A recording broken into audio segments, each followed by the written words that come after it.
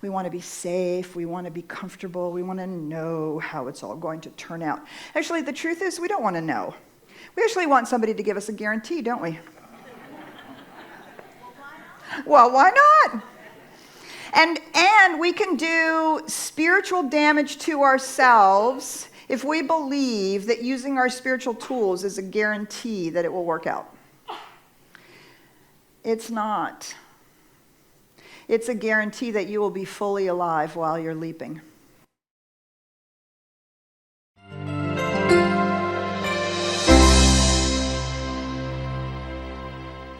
Talking about the Big Leap all month, and we've been using the fabulous book, The Big Leap, from Gay Hendricks, which is sold out of the Book Nook, so if you don't have it, please go get it. It's really extraordinary. And of course, the Big Leap is answering the call. And that call is so profoundly the way in which we show up in the world as love and light. However that is. And sometimes it's a call into a new career or a business or a way of sharing our gifts and talents through art. It's also a call to relationship or having children or deciding actually to allow love in. It's as much a call to flow and to the expression of our spiritual truth as it is a call to something in specific and or particular. Love calls us to our deepest selves, our deepest, fullest, richest selves. And I think it was Cynthia James who talked about, it was Karen who 2 weeks ago, she talked about the quote, "We're not here to be happy. We are here to be fulfilled. We are here to give our gift." And to do that is to answer the call to love. What we discover is happiness is a pale shadow to the joy that comes with a life that is rich and meaningful. We are here to become more authentically ourselves and more fully engaged with life, expressing an alignment with our truest, deepest selves. As I said, the byproduct of that is happiness along the way. More importantly, it is a deep and profound joy that recognizes that we are so fully engaged that we are becoming and being the love and the light in the world. So today I'm talking about making the leap, taking that leap. What does that look like and feel like, and how do we soar with love? Not purely with the idea that we're trying to make something, accomplish something, do something, or even necessarily be materially successful, although that is often a part of the byproduct. Taking the leap, soaring with love. So how do you make the leap? How do you take that leap? Well, the first thing we want to talk about is going for it. You actually have to go for it. Then I'm going to talk a little bit about the gremlins that we discover along the way. And then we're going to talk a little bit about what being in the middle of the leap feels like. Because it's usually in the starting and in the being in the middle of the leap that we tend to hold back or pull back. So going for it. So I thought I would use traveling as a metaphor because there's lots of different ways in which we can travel. And yet there is something really important if you decide to go traveling. You have to decide where you're going, right? If you're going to travel to Europe or you're going to travel to the Grand Canyon, that requires very different things, doesn't it? You can drive to the Grand Canyon, but you can't actually drive to Europe. So we have to know where we're going. We have to have a destination. Now, the destination might be a particular form. I am going to raft the Colorado River. Right? That's pretty specific. Or it might be a quality of experience. I'm going to go to Paris for a week, and I'm going to see what happens. I'm going to just let Spirit move me. But do you see, I still have some sense of that I'm actually going to Paris and not to the Grand Canyon. So the first thing we have to do in taking the leap is we do, in fact, have to pick a destination. That destination, as I said, can be very specific. And how we make it specific is we decide what's important to us. We have to decide what our values are and what we're trying to accomplish and what's important to us. And so we decide something very specific. For me, when I moved to Dallas, that was a specific location, that was a specific destination idea. I wanted help in raising a baby. So I called up my mother and said, "Can I come live with you?"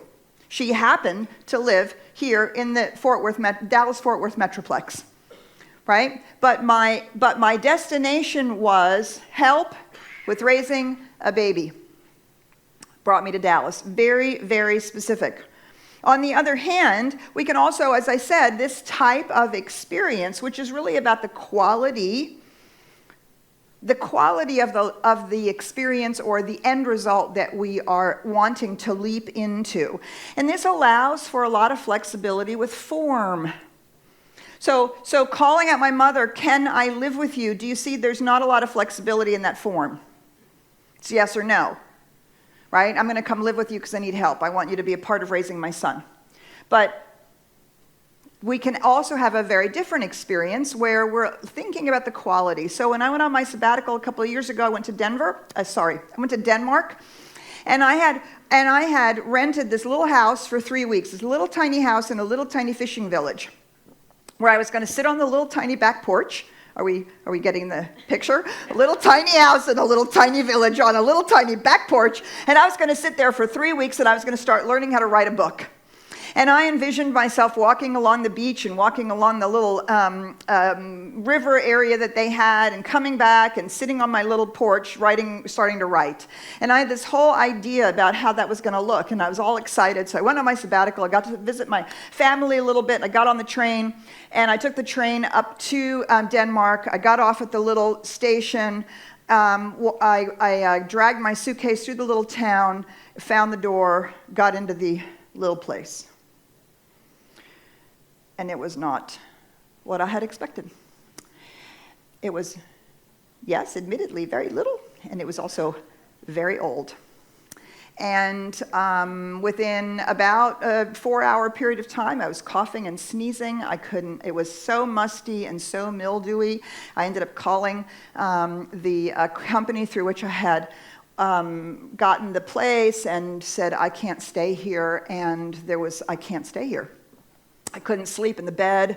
I was completely stuffed in I had to leave. I did get to have my walk along the river and walk around a little bit, and it was really great. And I tried to organize for 2 days. I tried to organize getting a refund and getting another place. And the answer to that was no, no, and hell no.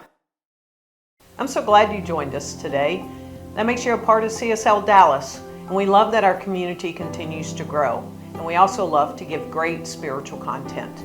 And a way that you can participate in our community is financially give to it. It's easy to do so. Go to CSLDallas.org and hit the give button. Or you can set up a text giving mechanism at 972-954-4404, a safe and secure way to send us money whenever you watch a great message like this. So thanks for giving, and buckle up, because here comes the spiritual content. And so I got to call Karen and say, "I can't stay here, I don't know what to do." And she said, "Just find a place and go, it doesn't matter." Because this was also lovely, it would fit the budget, you know, it was a little tiny house in a little tiny village, right? Fit in the budget. So it was the middle of the summer, I ended up finding a place, a student apartment in the university area of downtown Copenhagen. 4th floor, beautiful view, very expensive. But it was really all that was there. And I was like, okay. So I got on the train and I went to Copenhagen. And it was completely different than I had expected, because now I'm in the city, in an apartment. I had a blast. I had the best time. right? Because what I focused on was the quality of experience that I wanted. I wanted 3 or 4 hours every day to write and things to do that would fill me so that the next morning I could sit back down and write again. So I started renting a bike every day. I rode all around. I found I found the deer and I found the marshes, and of course I found the little shopping areas and all that good stuff. And I had a blast because I focused on the quality of experience. Do you see? I could have said many other things about the form not being what I had anticipated. So specific and quality, these two things are constantly in a dance with each other. And learning to dance these two things together really is part of the making the leap, taking the leap, allowing which one of these things is going to be called for as we are deciding that we are going to take this leap. Now, the second thing I want to say about going for it is that we must educate ourselves. We cannot leap blind. So let me say that when we talk about trusting Spirit and we talk about going for it, knowing that the universe supports you, this does not mean we check our intelligence at the door. Okay? It does not mean that. It means that we don't try to overanalyze and figure out every step of how along the way, but we must educate ourselves. So I've been educating myself for 35 years in the growth of spiritual community. And every time something is a little bit different, every time it feels like we want to do something, we listen to Spirit, we pick specific things, we look at the quality of the experience that we want to have. But I also educate myself about what's going on, what's possible, what's not possible, what are other people doing, how might some of these things pan out. We don't leap blind.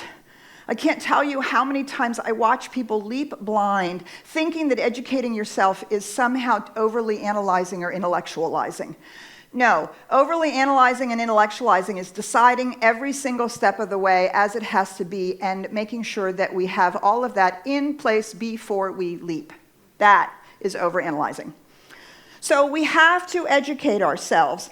And because we have educated ourselves, both in the area or the arena that we're leaping in, and we have educated ourselves spiritually, do you know what this gives us when we go for it? Trust. It means we can trust the universe and we can trust ourselves. These two things, again, these two things are a dance. We're dancing with these two things. We're trusting the universe. We're trusting the law. We're trusting that we understand how to set a declaration, do the spiritual work, be in alignment with spiritual truth, allow the law to unfold. And we trust ourselves that we will stay dedicated and focused and committed, that we will do the spiritual work and we will do the legwork, and we have some idea of at least where to start. Do you see? When we are educating ourselves in all of this, we move with trust. And we begin to release any anxiety or concern about how it's happening and whether or not it's working out. Because we have this deep and profound trust. I want to read this excerpt. This is excerpts from Ernest Holmes. He says this: faith resolves itself into a mental attitude toward life. Faith resolves itself into a mental attitude toward life. It is a certain positive and affirmative way of thinking. The highest attitude of mind from which all else springs is one of perfect calm and absolute trust. This is the attitude we should have. What we need to know is the truth. This does not mean that we need not be active. Of course we shall be active, but we need not compel things to happen. This is the attitude we should assume, that life holds nothing against us. It desires only our good. It wants us to be well, happy, and successful, but it wants us to play the game of life the way it's supposed to be played, in unity and cooperation with others. And then this is Ernest Holmes writing in the first person. To become alive and build the greatest lives, we must become something more, something worthwhile. There is not a day in my life that goes by that I do not take the time to unify myself in my consciousness with big things. To think I am one with all activities, all possibilities, all commerce, all art, beauty, science, and nature. And I just feel the thought reaching out and encompassing the largest fields of activity in the world. Now I am one with the infinite stars in the heavens. And that is to touch the universal.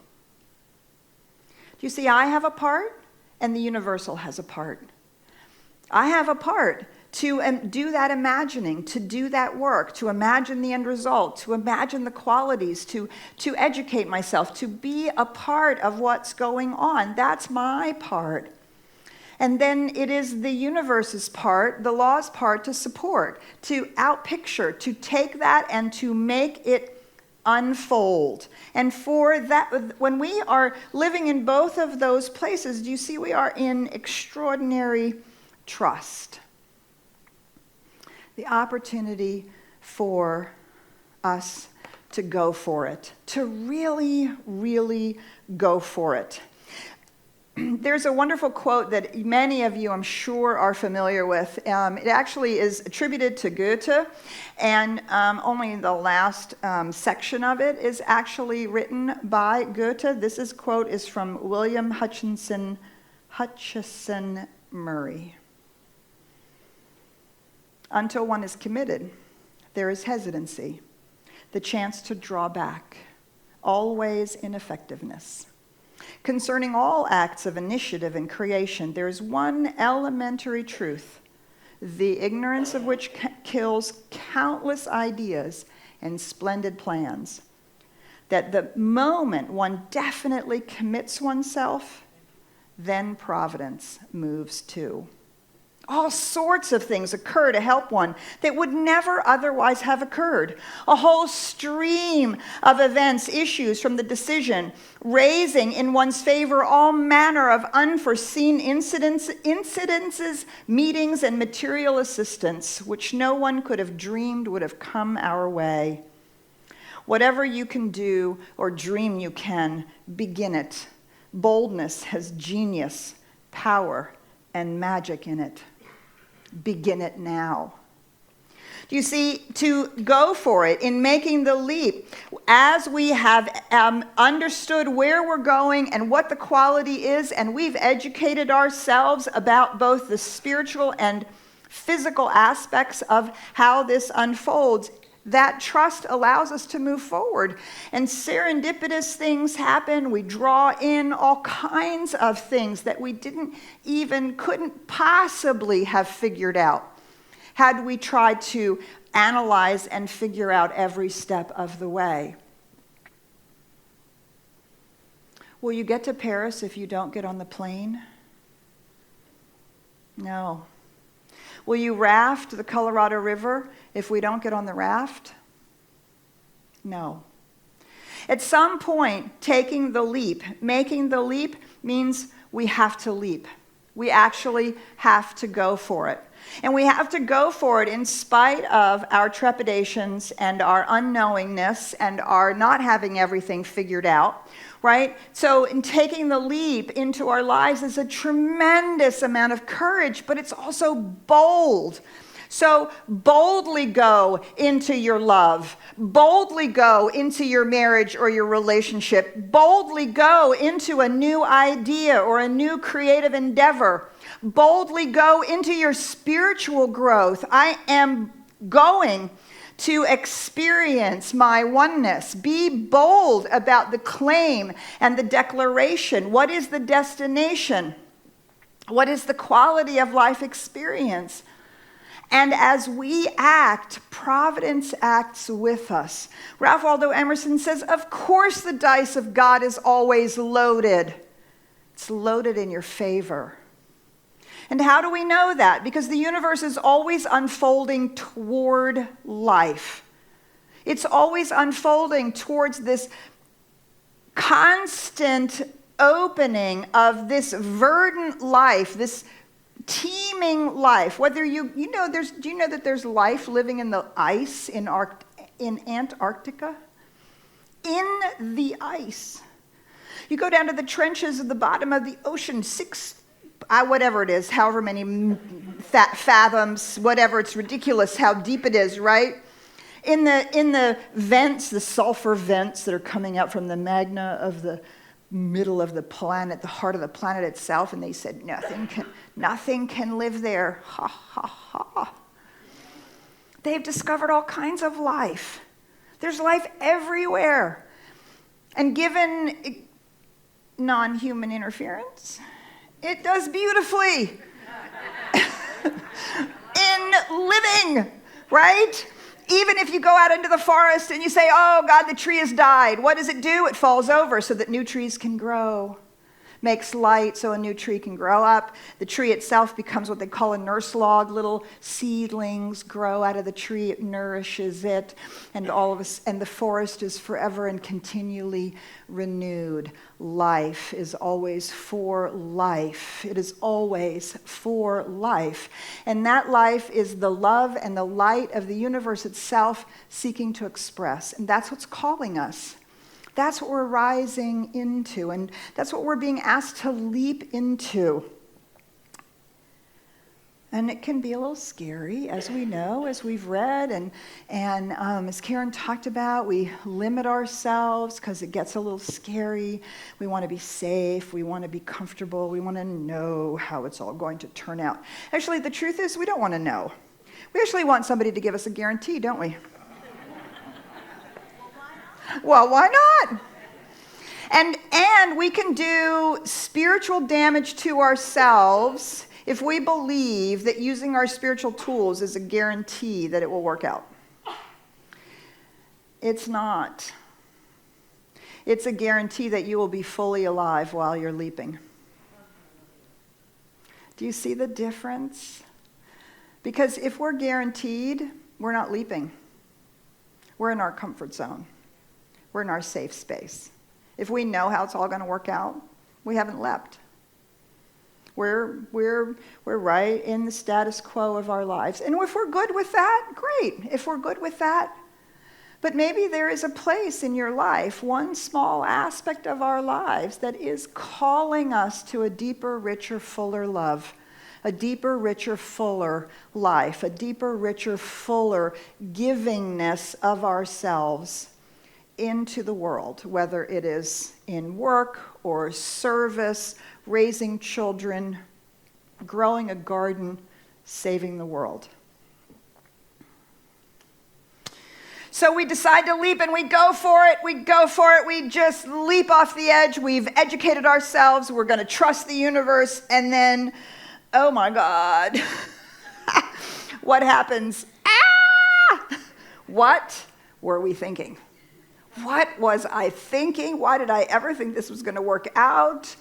Right? We're confronted with the gremlins along the way. So here's the deal. We can think of the gremlins along the way as canceled flights or detours. Right? Because we're traveling. We're our traveling metaphor. We're going to either, and how many of us have had a canceled flight? Yeah. Does that mean the universe didn't want you to go? No, of course not. And thank God they canceled the flight because the plane was either malfunctioning or there was a weather that you did not want to be flying in. Right? But we can get ourselves all worked up about canceled flights. Canceled flights in our lives look like no's.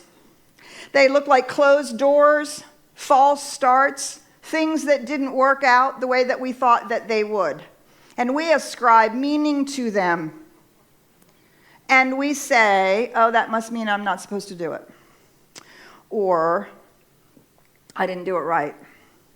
Or, there's something wrong with my consciousness. It could be that it's just the canceled flight. And it could be that that canceled flight kept you safe and alive because you didn't go through that weather. And the airplane was fixed before it flew the next time. Do you see? So when we come along with these gremlins, we really want to recognize that this is an opportunity for us to put our spiritual practice to bear. Actually, it's actually even much simpler than that. It's not even our spiritual practice. When we're confronted with canceled flights, really, what's called for is an attitude check, right? It's an attitude check. Are we going to stand at the counter, yell at the flight attendant, demand our flights, why couldn't you get me on the next flight? Or are we going to just go, oh, okay, well, maybe something was going on. There was a reason this flight was canceled, and so we're just going to have a good attitude about it. So when we have things that are canceled flights, no's, closed doors, false starts, didn't work, that's the time to really check our attitude. Do we have a positive attitude? Are we having a positive expectancy? Are we able to roll with the punches and go with the flow? Because if you are leaping, I promise you there will be some. Because if you had everything perfectly down and already knew everything and how everything was going to go, it wouldn't be a leap. Do you see? Leaping by its very nature means I am out on the skinny branches. I'm going to trust love even though all of my other relationships were not so good. I'm going to open my heart. I'm going to be out here. I'm going to, by God, I'm going to be that no matter how scary it is. And it doesn't work out. The relationship doesn't pan out. Does that mean now I shouldn't love? No, of course not. Do you see? So, our canceled flights on the one hand, the other hand is our detours. There's lots of them, aren't they? We're driving to the Grand Canyon. You just can't even get out of Dallas without a detour, right? Every highway in the world is under construction. Actually, the truth is not only every highway in the world is under construction, so is every airport. I've gotten lost in the last 3 airports I've driven around because of the construction. It's truly astonishing. There are detours everywhere. And so what do we do, right? What are the detours that we can come up with when we are taking a leap? The first one, the biggest detour I think that we come to is our own sense of discomfort. Actually, I'm not even sure that's a detour. That just might be a stop sign. And then we sit there because we're uncomfortable. I don't know how to do this. The first time Ryan said, we're going to do some videos, and I want you to do this, this, and this, and we're going to, and I was like, When I have a whole history of cameras, with my dad. It's not a pretty story. It's not a pretty story. And I've done a lot of work to let go of it and get over it. But when he started pointing that video camera at me, we're going to do these things, and I'm like, oh, I was so uncomfortable I wanted to run out of the room. That would have been not just a detour, but a end of trip. That would have been an end of trip.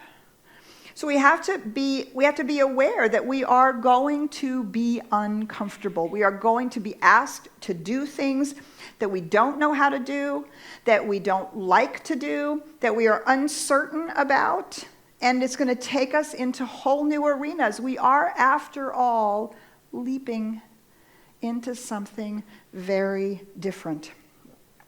The next detour is the doubt, anxiety, fear detour.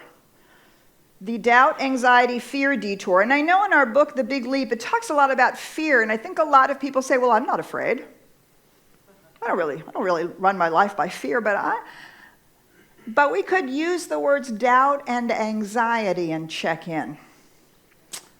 Right? And when we have doubt, we have the need to figure it out. We have the need to have every piece of it mapped out. So again, we've been moving a lot into the digital age in the last 5 years. And I have to tell you that has been a challenge for me. And Ryan and I just had this conversation about how 2 or 3 years ago when we started talking about putting classes online and having people online in the classroom, I was like, I'm not touching those machines. I am the teacher. We have to have support, tech support. Somebody has to be there running the machine because I'm not doing it. I don't know how to do it. That is just overwhelming to me. I got hugely anxious.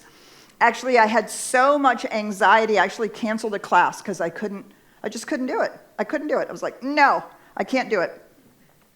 And I was afraid, right? I was afraid that I'm really good at teaching, but that would really change everything. And so I have been, what did we say? Educate ourselves. I've been educating myself for the last 3 or 4 years to make friends with all this technology. And so I'm proud to say that I'm teaching a class right now, which some of you are in, which is very super cool. I'm teaching a class right now in which I am running my own technology from the front of the room. I know! And the reason we had this conversation is because Ryan said to me, do you remember 3 years ago? You were panicked and didn't want to touch any of this. Do you see? That's a part of the process of leaping. These things are going to show up. I don't know how to raise a child. I don't know how to do a new art form. I don't know how to do this thing that I'm being called to. It feels so big and it feels so unknown. Yeah. That's how you know it's a leap. Right? That's how you know it's a leap. And so we attract people who support us because isn't that what William Hutchinson said? All sorts of things occur that one would not otherwise have known. A whole stream of events, people, materials, all kinds of things are come our way. And how do we move before they've come? Trust, right? Isn't that what we talked about? Trust in ourselves and in the universe that they do and will show up, and that we do and will grow and learn, and we can continually be practicing. A big detour for me that has been the case in my life, particularly in this upper limiting thing that's in our book that Karen talked so much about, is I don't believe it's possible, and I can't imagine what it would look like. I will not ask for a show of hands of how many people have said that to themselves. I don't believe it's possible. And even if it's just casual, I can't even imagine how that's going to work. I can't even imagine it. Right. And when we can't imagine it, do you see we can't make that space? We're not actually picking the destination or exploring the qualities of what our leap will look like, what the end result is we are going for. And these are ways in which we upper limit ourselves. If we can't imagine something beyond what we're doing right now, or what we've had in the past, I really can't imagine a relationship being any better than I've ever had. I really can't believe that my business can be that successful. I really can't believe that I actually have that much to offer, or I have that much to give. I can't imagine how this is going to unfold. You see, all of those are upper limit statements. And when we do that, we're keeping ourselves in our comfort zone. And finally, I'm hoping that you don't do this, but some of us do this. One of the gremlins that comes along the way is we attract people, or we share with people who mirror back to us our own disbelief. Right? You're going to do what? What were you thinking? How are you going to do that? Well, how's that going to work out? Have you really thought this through? Did you read the newspaper the other day about what happened? Are you kidding me? You're going to do... And why is it that we insist on thinking that if we will simply tell them our leap with enough excitement and enthusiasm that they're going to get on board? Have they given you any evidence in the past that they will? No. Holy moly. So we play so many spiritual games with ourselves.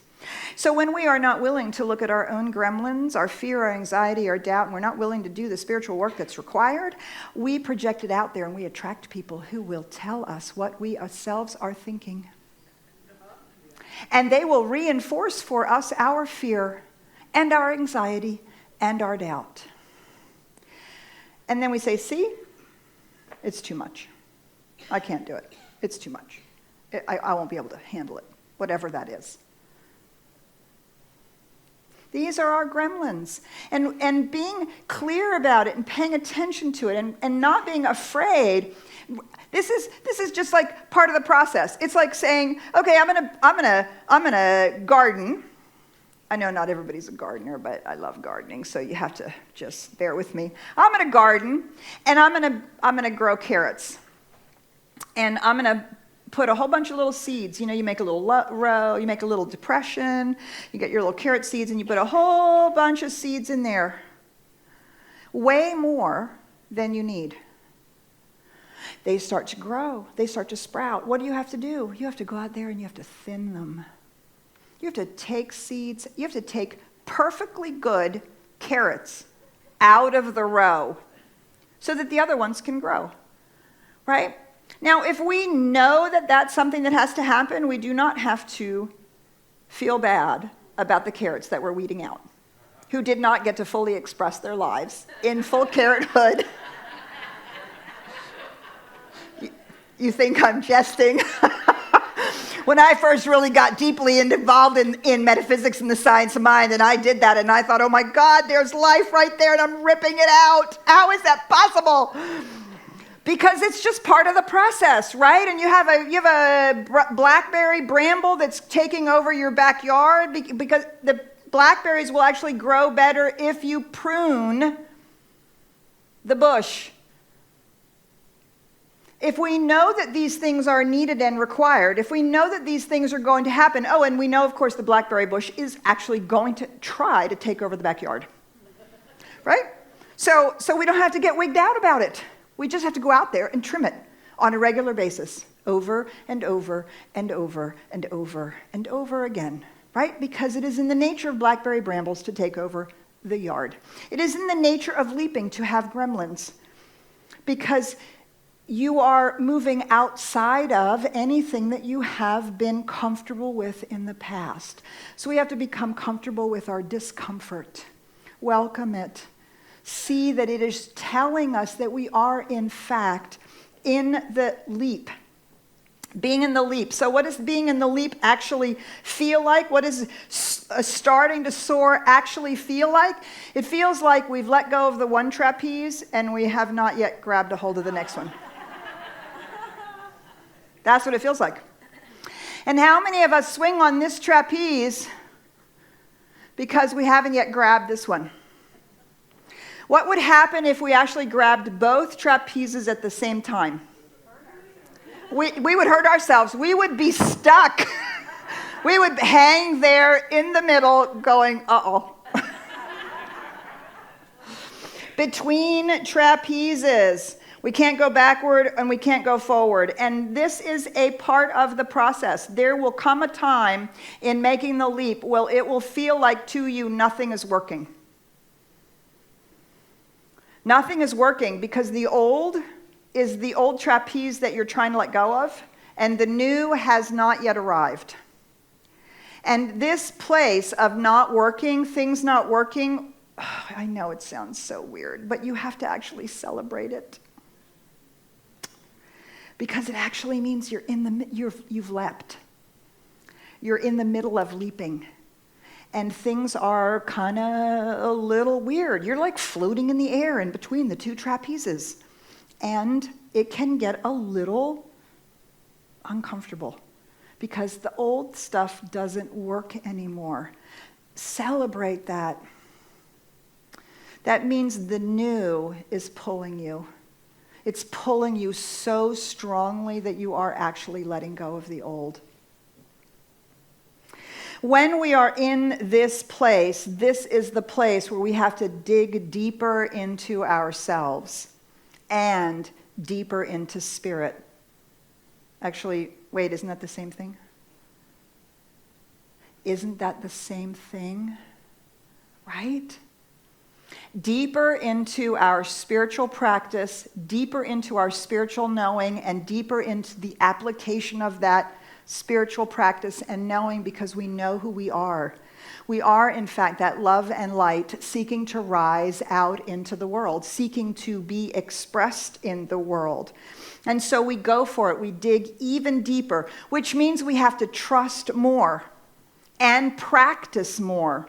We have to be more diligent with our consciousness, with our awareness, with how we're thinking about things and talking about things. We have to become utterly dedicated to focusing on the trapeze that is coming towards us, than trying to grab back to the old one. Right? In this place of leap is the most profound opportunity for really, really powerful spiritual application and practice. It doesn't mean you're doing anything wrong. It means it's an opportunity to practice. So what we're practicing is trust in spirit and the law and ourselves. We're practicing paying attention to our attitude, having sustained effort, having the strength of our conviction and our fire for that the love is taking us someplace. The last thing I want to say about this being in the leap, taking the leap and being in the leap, is that I think sometimes our spirituality and our teachings and our culture really lead us astray because we think it's going to happen instantly. Well, I did my spiritual mind treatment and I opened my business. Why am I not a millionaire? Right? Whatever that is. And so this thing about instant has to happen instantly. And even when we educate ourselves and we build a plan and we know the quality of life experience and it starts unfolding, and sometimes the form manifests and sometimes it doesn't, and sometimes it's a closed door, and there's all this now being on the journey, right? Maybe you go to Paris and the museum isn't open because you didn't realize it was closed on Mondays. Or, right, it doesn't, everything... It's that process of unfolding. I want to tell you the best piece of advice I ever got when I first got into the ministry by a lovely man, Reverend Dr. Fred Vogt. He built Mile High Church, which is now our biggest community in Denver. And he was there for many years. He's passed away now. He was a dear friend and a mentor of mine. And one of the very first conversations I ever had with him, I will never forget. I was in my last year of ministerial school. I was very young, and I was prepared to make a leap.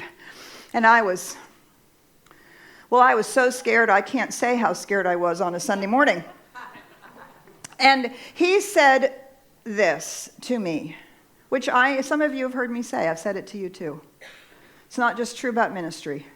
It's true about any leap that you are prepared to make in your life. Deep and profound leap of greater contribution, deeper love, richer experience. He said this, Petra, you can do so much less in 1 year than you hoped. But you can do so much more in 10 years than you ever dreamed was possible. Go for the 10 years. Let the one take care of itself. That has stood me in such good stead, which is why I'm still in the ministry so many years later, and I'm still here in Dallas so many years later. I don't think in terms of a year. I think in terms of 5 and 10. Where do we want to be? Where are we going? And it is that exact quote. Things start to snowball, they start to roll, unexpected serendipities, coincidences, all of that begins to show up because we are committed not only to leaping, but staying leapt. Is that? I'm sure that's the correct English.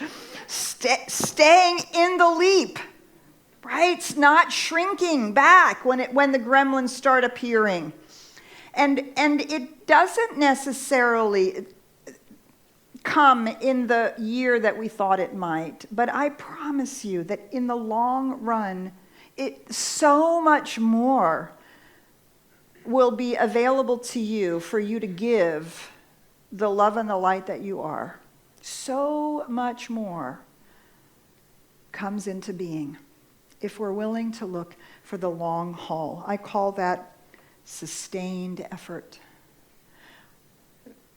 Soaring with love and living in the leap, making the leap, taking the leap, being in the leap takes sustained effort, spiritually, personally, emotionally, physically, intellectually, every way we can think of it.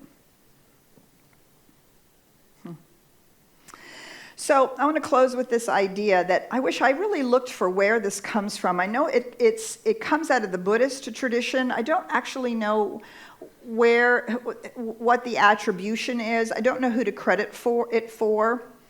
But there is an idea in the Buddhist tradition that the path rises to meet your foot as you step out on the path. Do you see? In the act of leaping, you actually call the new trapeze into being.